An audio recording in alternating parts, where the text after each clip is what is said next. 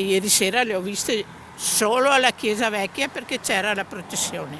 In altri posti non c'erano carabinieri. Forze dell'ordine alla processione e ladri nelle case. È accaduto ieri sera a Codognè, da diversi giorni nel mirino dei topi d'appartamento.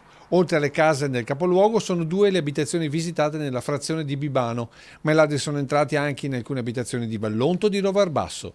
E tutto non a notte fonda, ma all'imbrunire fino più o meno all'ora di cena. Una situazione che ha imposto un incontro urgente tra sindaco e comandante della locale stazione dei Carabinieri. La pista c'è, stiamo indagando tutti insieme in sinergia.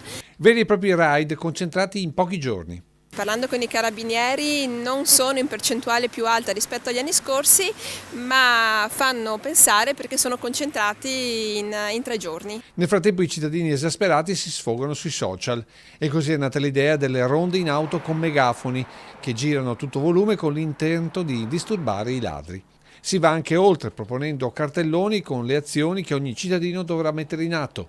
E se sul primo tema il sindaco è alquanto scettico, Le ronde lasciamo stare perché non è questa la soluzione e sappiamo molto bene che sono illegali. sindaco che invece approva le buone pratiche per evitare brutte sorprese. Controlliamo meglio, chiudiamo meglio le nostre case, se abbiamo l'allarme installiamolo, perché a volte abbiamo l'allarme ma non lo installiamo. Cerchiamo magari di fare una passeggiata in più intorno al marciapiede della nostra abitazione, facciamo la cortesia anche di controllare le case delle famiglie vicine, ma proprio nel buon clima del buon vicinato. Il megafono, una macchina può percorrere una strada principale, può percorrere una strada asfaltata, ma certo non è un deterrente per chi invece conosce i nostri campi.